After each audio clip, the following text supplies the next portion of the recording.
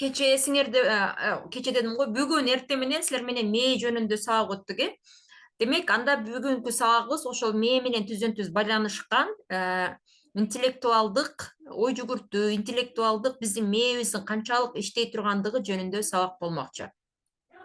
Анда баштай берели. Так. Бүгүнкү сабагыбыз 3 ичемиз канча десем экен, 2 этаптан турат. Биринчиси креативдүү ойлонуубуз, экинчиси биздин интеллекттик жөндөмүбүз. Так, силерден сурайынчы алгач, креативдүү ойлонуу деген эмнени түшүнөсүңөр? Креатив деген эмне? Ариет, кош келдиң сабакка. Креатив деген эмне? Кандай дейсиңер, Асема, Байел?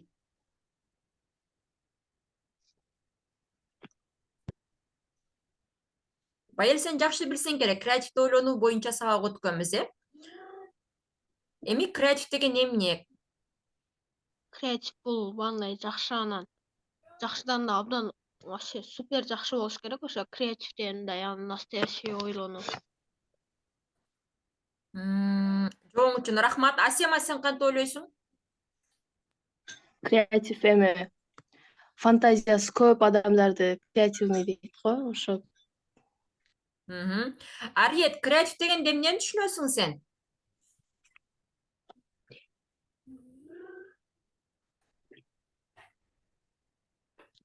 Азыр Ариет жооп бердиби же Байел жооп бердиби?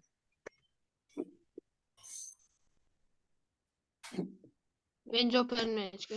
Байел жооп бердиң, Ариет, креатив деген эмнени түшүнөсүң? Ариет. Эмоционалдуу адамдар. Кандай? Эмоционалдуу адамдар.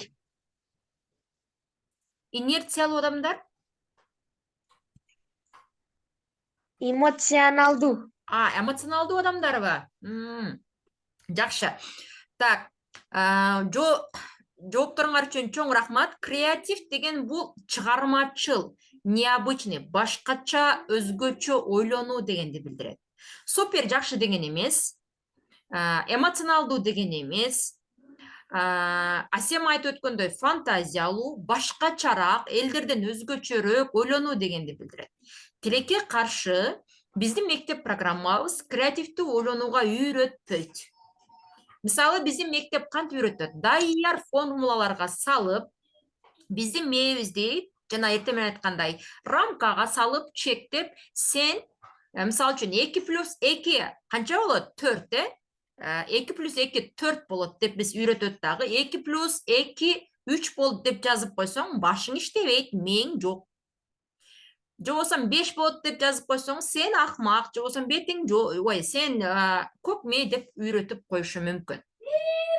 Чындыгында эмне үчүн 2+2 5 болбойт, же 2+2 3 болбойт деп дагы ойлонуп, болуп калсачы деп фантазиялап ойлонуу, бул креативдүү ойлонууга кирет экен.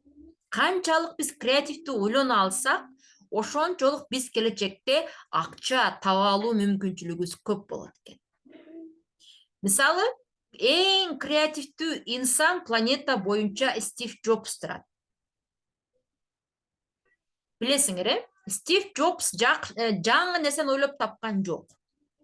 Ал болгон эле ошол эле компьютерди iPhone форматында кылып, өнүктүрүп, башкачараак кылып, функцияларын көбөйтүп эле чыгарды.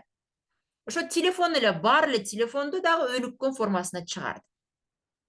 Кыргызстандагы креатив ким? Кыргызстандагы креатив бул жанагы антеннаны ойлоп тапкан. Билесиң, Байел эсиңде бар. Жанагы Маткасымовдун антеннасы, мындай эле туниканы ойлоп таап койгон, мындай эле антеннаны жасап койгон инсан. Ал жаңы нерсе ойлоп тапкан жок. Болгону шнурокту, зымды алды, туниканы койду, ортосуна 8 формасындагы зымды улап койду, антен жасап койду. Ошондой эле жанагы Шоро компаниясы, Шоро, Максым Шоро. Бул да жаңы нерсени ойлоп тапкан жок, креатив. Булар айыбагандай бай миллионер болуп кетишти. Демек, креатив бул чыгармачылык менен жаңы бар нерсени башкача формага өзгөртүп ойлоп табуу. Элементарный мисал. Базарга барсаңар, бир эле пальтонун, же болбосо бир эле көйнөктүн ар түрдүү фасондору бар, Бул креатив. Мисал үчүн, дүкөнгө кирсеңер, магазинге кирсеңер, бир эле мороженанын ар түрдүү вид түрү бар. Бир эле шоколаддын печеньенин ар түрдүү түрү бар. Бул креатив. Эгерде сен өзүңдүн товарыңды жөн эле чыгарып койсоң, сен конкурентке туруштук бере албайсың. Креативдүү кылып берип, башкача даам берип, башкача свет берип, башкача форма берип чыгарсаң, сенин товарың жакшы сатылат. Бул креатив.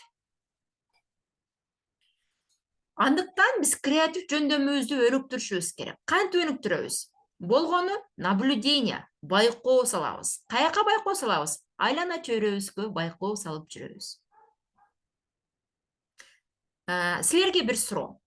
Азыр эле үйүңөрдүн ичинде канча жашыл түстө буюм бар экен? Эсептеп бергилечи.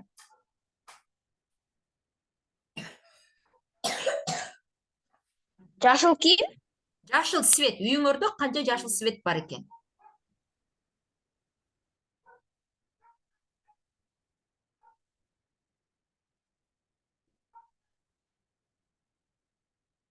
Он беш. Молодец. Асема, силердин үйүңөрдөчү? 5 жашыл түс бар экен. Ариет, силердин үйүңөрдөчү?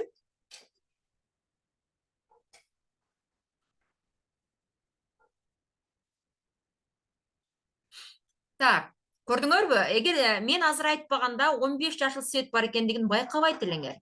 Демек, азыр байкап баштадыңар. Демек, креативдүү жөндөмдү өнүктүрүүнү кааласаңар, болгону байкагычтыкты өнүктүрөсүңөр. Жөн эле мектепке бараткан жолуңарда бир дарак качан жалбырагын төктү, жалбырагы азайдыбы, көбөйдүбү, канчалык баягы гүл ачты, гүл кеме болду, жолдун үстү канчалык чаң болду, суу болду, кургады, кар канчалык жаады, бүт ошол айлана чөйрөңөргө байкоо салып жүрсөңөр, үйүңөрдөгү буюмдардын ордуларын алмаштырып жүрсөңөр, креативдүү жөндөмүңөр өнүгөт. Дагы башка толтура техникалар бар, аны чоң башка курста берилет. Бүгүн эми силердин жөн гана канчалык креативдүү жөндөмүңөр бар экендигин текшерген эле сабак берилет.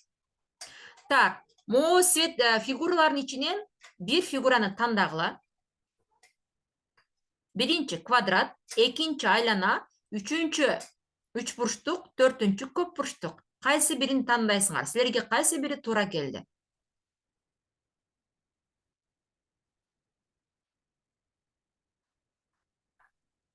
Тоголок. Байелге тоголок. Треугольник. Асемага треугольник. Ариет сага? Ариет сагачы? Төрт бурчтук. Төрт бурчтук. Эми бул тест. Мен ойлоп тапкан жокмун. Бул 100% иштейт деп дагы ишенбей эле койгула. Иштебейт, бул жалган дегенге дагы болбойт. Болгону ошондой болушу мүмкүн, мээңер ошондой болушу мүмкүн, же мээңердин азырынча, прямо азыр эле ошол эле моменттерде ошол тарабы өнүккөн деп айтсак болот. Анан эмне деп коет? Албетте силер быйылкы жылы башкача ойлонушуңар мүмкүн, эмдиги жыл башкача, адан кийинки жылы дагы башкача ойлонушуңар мүмкүн. Бирок азыркы моментте силердин ой жүгүртүүңөр кандай экендигин аныктаган тест болду. Бул квадратты Ариет тандады. Ариет, сенин ойлоо жөндөмүң рамкага салгандай бир аз мындай чектелүү экен. Кече рамкада биринчи саатта жана айттым го эртең менен, банкага салып койгон. Мисалы үчүн, кандай десем, бул жакка бар десе барасың, барба десе барбайсың, ушуну жаз десе жазасың, жазба десе жазбайсың, ушу сыяктуу ойлонот экенсиң да. Эми андай ойлонуудан алыстап, фантазиялуу ой жүгүртүп баштагын. Кандай кылабыз? Мисалы үчүн, элементарный эле дагы бир мисал айтып кете берейин. Жок дегенде, үйүңөрдөгү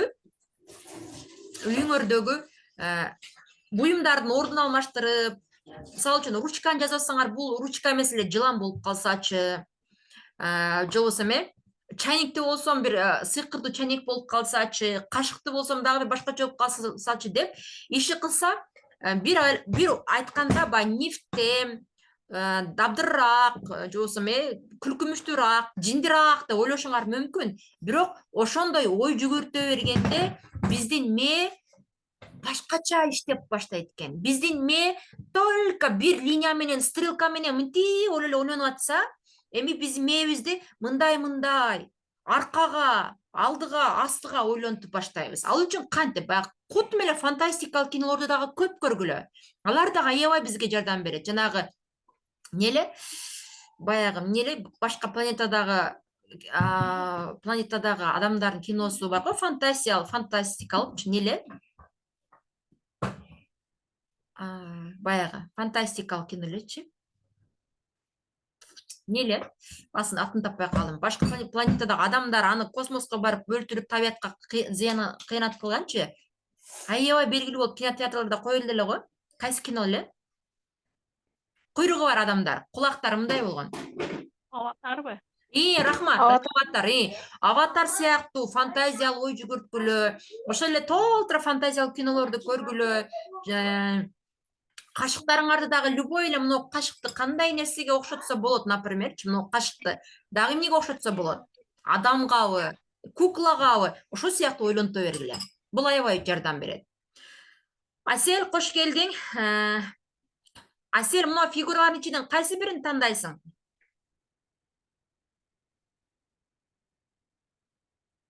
Асель, бул фигуралардын ичинен кайсы бирин тандайсың?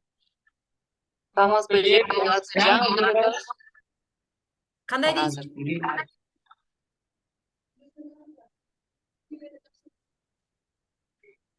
Ушул азыр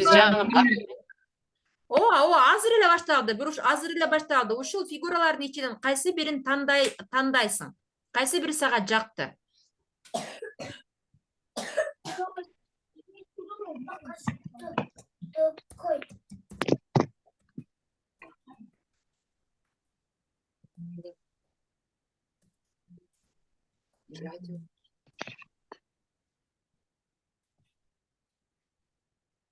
Асель, кайсы бирин тандагың келип атат?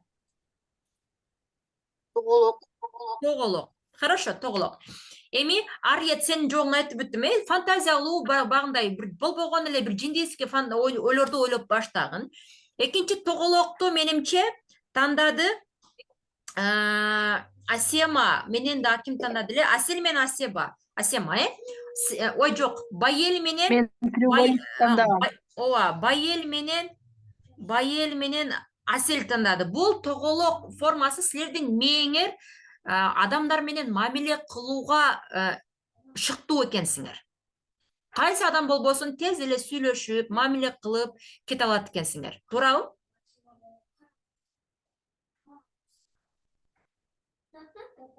Туура эле болдучу? Хорошо. Бул тест деген 100% туура эмес дагы, туура да айта албайбыз, жана ката деп дагы айта албайбыз, бирок чындыгы бар дегенди билдирет.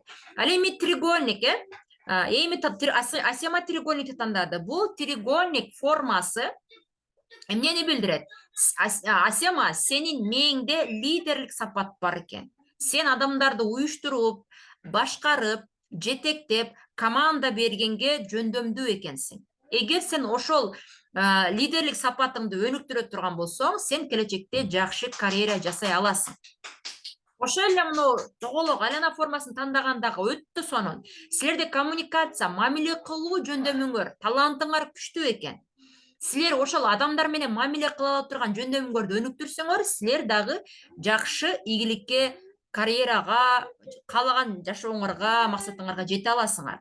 Мамиле кылуу өтө сонун. Ошол эле күйөөгө чыкканда, аял алганда, балдарыбыз менен, коллектив менен, классташ, группалаштарыбыз менен жакшы мамиле кылган өтө сонун.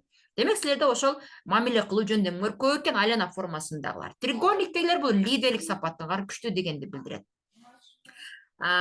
Бизде тилекке каршы Көп бурчтуу форманы эч ким тандаган жок. Бул көп бурчтуу формасы бул креативдүү ойлонуу жөндөмү жогору дегенди билдирет эле. Силерде байкашымча азырынча креативдүү ойлонгон балдар азыраак экен. Башты жок ушундай. Бирок жок деп айтпайбыз. Болгону силерде ушул ойлонууңар күчтүү деп айтабыз. Бул деле сөз түрдө бар. Буну өнүктүрөбүз. Өнүктүрөбүз, машыктырабыз. Дальше кеттик. Креативдүү ойлонуу эмне экендиги жөнүндө түшүнүктүү болдубу? Түшүнүктүү болсо чатка плюс жаза кеткиле. Асема, Байел, калгандары чыгып кетишти. Эмне болду, интернет үзүлүп калдыбы? Сахабат, сенин атың ким билсек болобу? Асема плюс жаза кетти. Байел, креатив жөнүндө түшүнүк болдубу? Плюс жаза кетсең. Сахабат, сенин атың ким?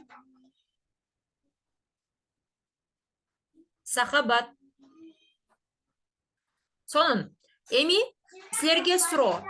Бул креативдүү тапшырмада фантазиялуу бир болбогон эле ой жүгүртүүгө көнүгө. Но коробканы көрүп турасыңар, бошогон коробка. Иштетилбеген, керек эмес коробка. Ошол коробкадан эмне буюм жасаса болот? Кеттик, чатка жазабыз. Ар бириңер жок дегенде 5 пример айткыла. Бошогон коробкадан эмне жасаса болот? Чатка жазабыз. Креативдүү ойлонуубузду арттырабыз. Мээбизге баягы эртең мененки сабактагыдай буйрук беребиз. Мээбизге буйрук беребиз. Давай мээм ойлонуп тап, давай мээм иште деп команда беребиз. Кеттик.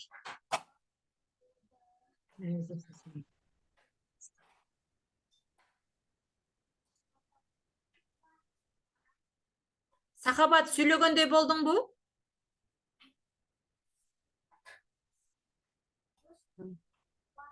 Албеттин апамдын телефонун берем. Жакшы, сонун. Так, чатка жазабыз. Асема, Байел, бошогон коробкадан эмне жасаса болот?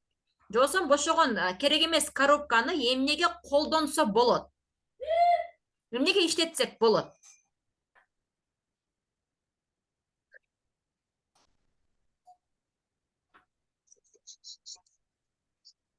Жазабыз. Жосун музыка айтабыз. Давайте, кетти. Эмнеге колдонсок болот? Ар кандай поделкалар жасасак болот. Керек эмес буюмдарды салсак болот ичине. 5 пример айтабыз. Экөө кетти, Асема.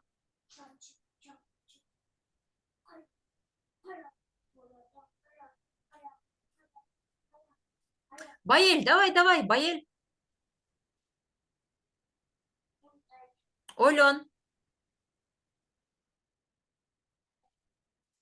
Байел. Коробкадан мусор таштанды жасаса болот.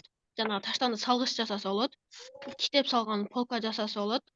Макулатура кылса болот. Жана ошодон эле иштеп чыгып кайта коробка кылса болот. Эгер таштанды кайта деген болбой калат. Дани ушул турушунда. 4 болду, молодец. Какой-то игрушка алып койсо болот. Сонун. Молодецсиң, Байел. Асема, ойлонобуз. Сахабат, өзүң атын ким эле, унутуп калдым. Давайте, бошогон коробкадан эмне жасайсың? Ариетпи? Жана Ариет башка телефондон кирдиңби эми? Жакшы. Ариет, бошогон. Мен апам. Жакшы болду. Ариет, бошогон коробкадан эмне жасаса болот? Оюнчук жасап, эме коробкаларын кишилерге өткөрсө болот. Переработка. Бирдеке салып койсо болот. От күйгүзсө болот.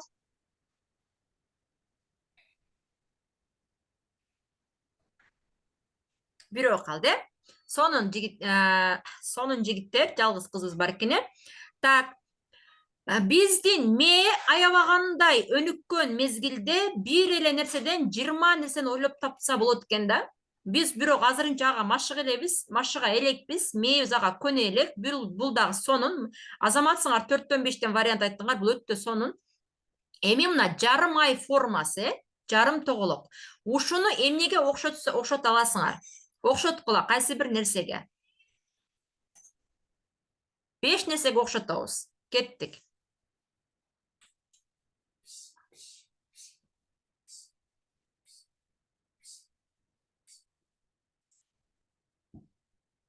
Кеттик, давайте.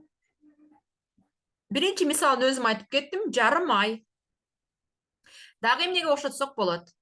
Меңерге команда бергиле, мага жагат, мен кыла алам, менин мээм иштейт. Давайте мээм тап деп буйрук беребиз мээге.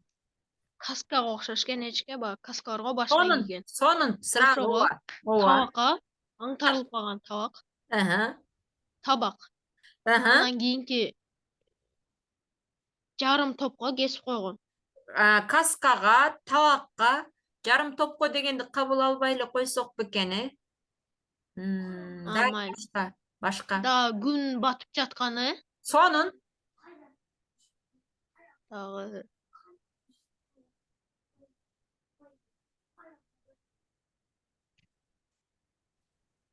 үчөө болду. Асема, давайте. Сен эмнеге окшотосуң? Бул аябай креативный ой жүгүртүүгө сонун тапшырма болуп атат. Жарым эме нандын жарымыга окшош экен. Дуб деген кыргызча кантип айтат? Дуб, дарак, дарак да.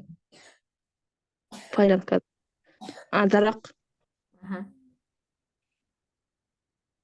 Эки вариант айттың, жакшы. Ариет, сенде кандай вариант бар? Баягы оңкоруп калган казан. Макул. Анан батып аткан күн. Анан баягы холм. Кандай? Холм. Баягы дөң. Кулагымды ачып алайынчы, кандай? Дөң. Укпай эле койдум үчүнчүсүнчү. Чатка жазып коесуңбу? Дөң. Күн? Холм дейт, холм. Холм. Батып аткан күн, жакшы. Сонун жакшы. Зейнеп, Айбике, сен биринчи жолу катышып атасыңбы? Ооба. Жакшы. Сонун канча жаштасың, Айбике батың? Зейнеп 12, Айбике 10. Сонун. Кыздар, давайте мына тоголок айдын жарымыга окшош форманы эмнеге окшотосуңар? Ойлоруңар барбы? Пицца. Угулбай калдым сизе. Угулбай калдымбы? Угулуп атсам керек. Ооба. Пиццага, кыздар, пиццага окшотосуңар, дагы Жарымы, кружканын жарымы, чаранын жарымы.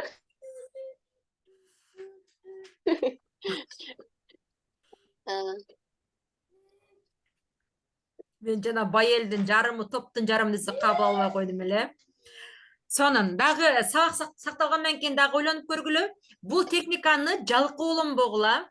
Сөз түрдө сакталган вариантын кайра көрүп, конспект кылып жазып, аткарып көргүлө, обязательно. Эгерде аткарып группага жазсаңар дагы жакшы болот.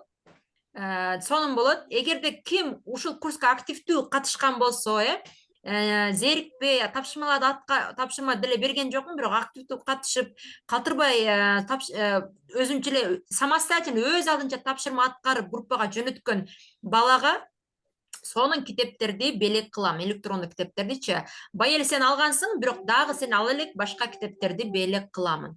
Албетте бул китептердин баасы 300-500 рубльдан жогору турат, ошону беремейин. Андыктан активдүү болобуз, ушул тапшырманы аткарып группага жөнөтсөңөр да сонун болот.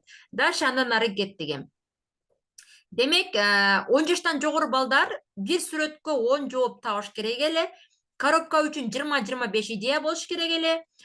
Тиги жарым айга дагы 20-25 идея болуш керек эле. Бирок силерде анча болбой калды. Бул норма, бирок биринчи жолу аткарып атасыңар. Экинчиден, кокусунан эле сурап калдым дегендей, бара-бара силердин мээңер машыгат. Бул норма, бул аябагандай машыккандардын нормасы. Так, эми кетти. Кийинкиси интеллектуалдык тест. Эми интеллектуалдык тест менен иштейбиз. Так, бул жерден бөлүп кое турган болсок. Бул суроосу, бул жооптору. Катары менен көрдүңөр, 1, 2, 3, 1, 2, 3, 1, 2, 3. Үчүнчү квадратка могу жооптон кайсынысы туура келет? Биринчи, экинчи, үчүнчү, төртүнчү, 5, 6. Кайсыл жооп туура келет? Кеттик, ойлонобуз. Биринчиге 1, 2, 3, 4, 5, 6, 7, 8, 9-га кайсыл жооп туура келет? Эже төртүнчү. Sen üçün 4-cü dağı.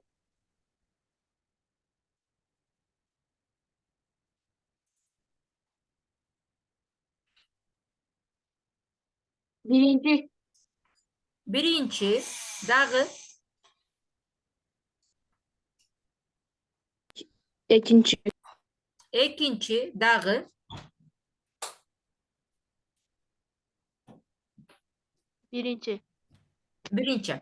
Kettik emi. Asema, emne üçün ikinci dal kelette oylu atasın?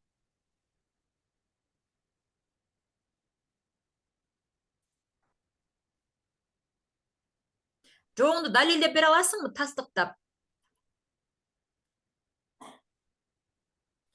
Bayel, emne üçün kançaçı dedin ele? Bayel. Бир. Bayel, emne üçün birinci cevap dal kelette oylu atasın? Ада шариктер үчөө жок экен, бирок ал особенный окшош турат да эчке. Особенный болып тұрады. Жақшы. Бұл дағы бір соны вариант.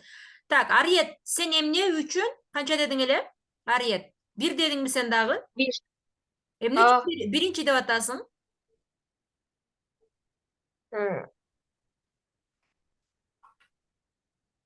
Bayellikinde eli. Байелдің жоғына ұқсаш деле. Так, Zeynep, Айбеке, сілердің жоғыңарчы? Булар катар менен цифраларга окшош кентип жатышат, ошон үчүн. Жақшы.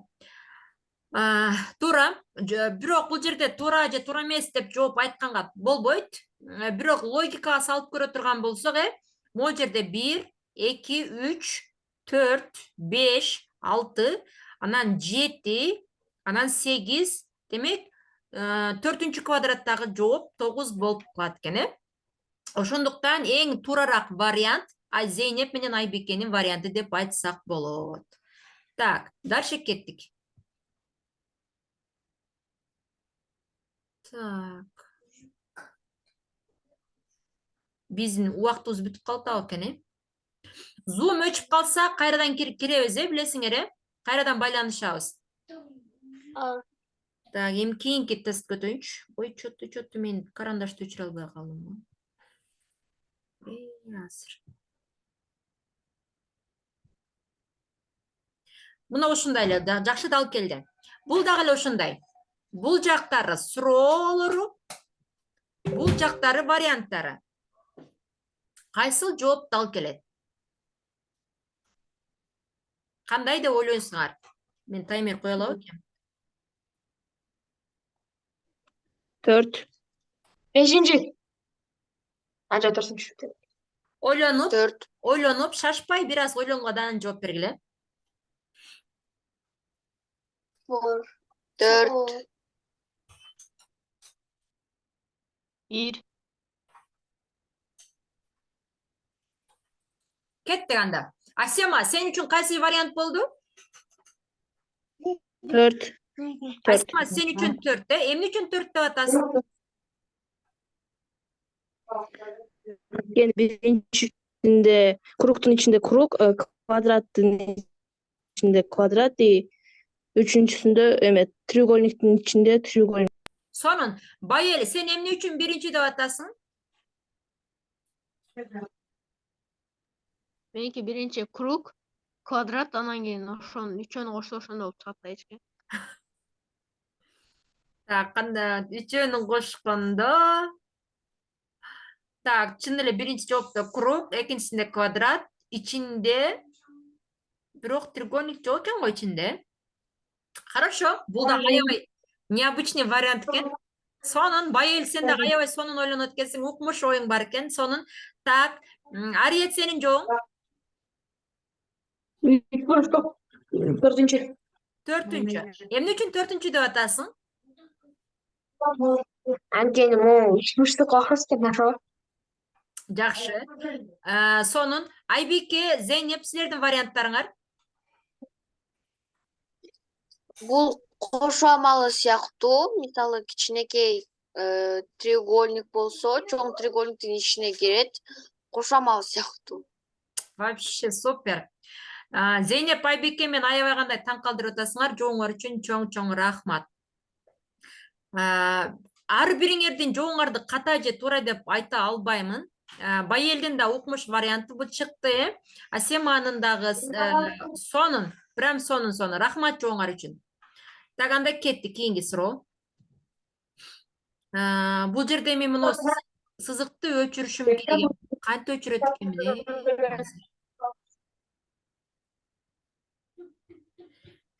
Кыскасы бул жерде мындай да. Могу сызыкты өчүрө албай калдым. Бияктан өчүрөбү экен, мына бияктан өчүрөт экен. Вот, бияктан таап алдым. Сонун. Эми карагыла. Бул бир аз орду жылды. Мындай. Бул жагы суроо, бул жагы жооптор. Бул аябай оңой тапшырма.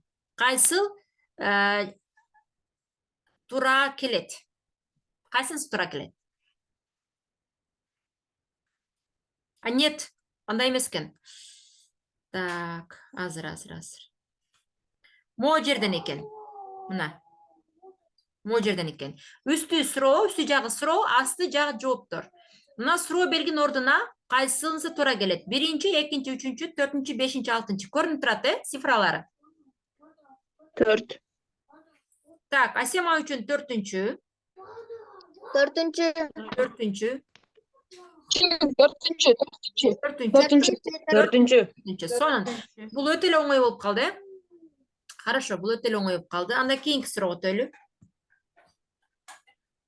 Bunun da kimisi tуура келет. Бул biraz таталыраак, оңой эмес. Кайсынысы туура келет? Биринчи. Так. Кубаныч үчүн биринчи экен. Биринчи. Биринчи.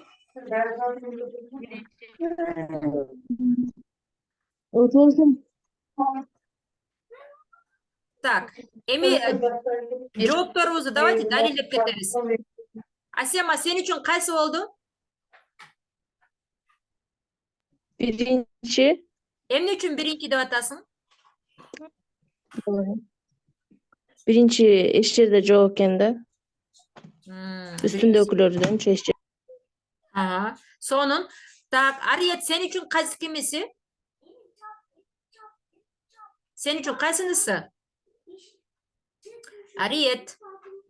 Буну эмне үчүн сурап атам? Анткени ар бир адам өзүнүн оюн айтканга үйрөнүш керек. Ошондой эле ар бир адам өзүнүн оюн далилдеп бергенге машыгышыбыз керек да. Өзүбүздүн оюбузду далилдеп бергенгечи, башкаларды ынандырып, ишендиргенге машыгабыз. Давайте. Ариет, сен үчүн кайсынысы? Үчүнчү. Эмне үчүн үчүнчү?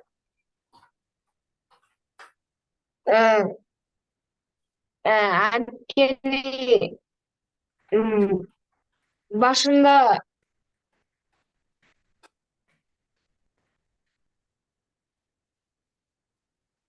Айта бер. анткени экинчи катардагы ошо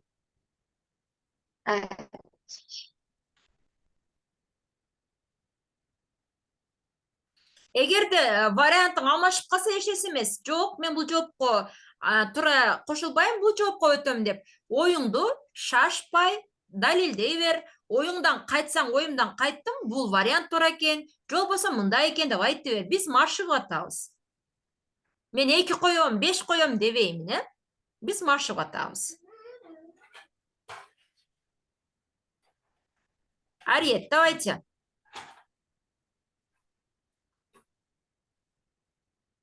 Барсыңбы? Жок болуп кеттиң го, Ариет.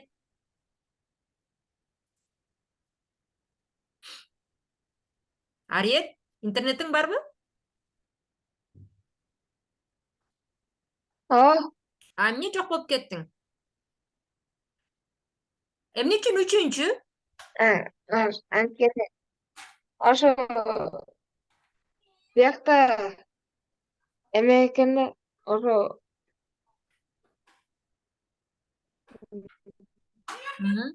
Макул, оюңду Бияк- далилдей бакалдың. Макул, сен ойлонуп тур анда. биякта Кубаныч. ошо фигуралардын Айта бер анда.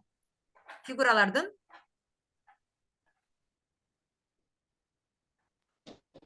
Биринчи. Эмне үчүн биринчи, Кубаныч?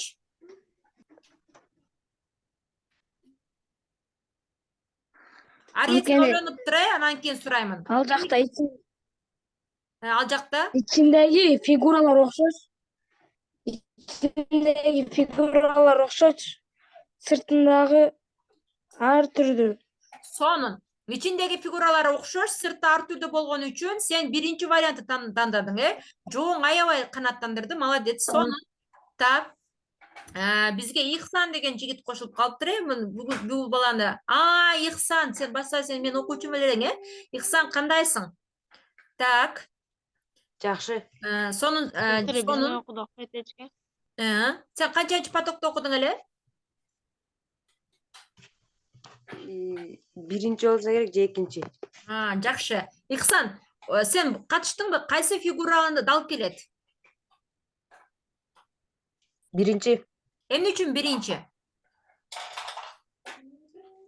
Анткени могу тогологон треугольниктер 3-3төн бул 2ден болуп турат да.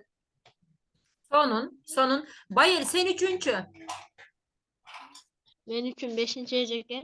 Эмне Ой, үчүн? 2-чинин катарын карасат.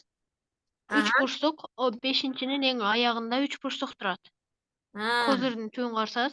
Анан өзү козыр турат 2-чидеги. Плюс 3-ün үстүндө круг турат, эң чоң, каптап турган. Ошого. Молодец. Молодец, укмуш. Оюңарды ушинтип защита кылып үйрөнөбүз. Бул эң чоң эрдик, биз жашоого машыгабыз, Так, Зейнеп Айбике, силер үчүн кайсы жооп туура? эже мен ойлонуп Эже мен түшүнгөн жокмун. Силер түшүнбөдүңөр. Бирөөңчү. Бул суроо, бул ордуна кайсы койсок туура болот. Бул жерде прям туура жооп деле жок, сенин фантазияң.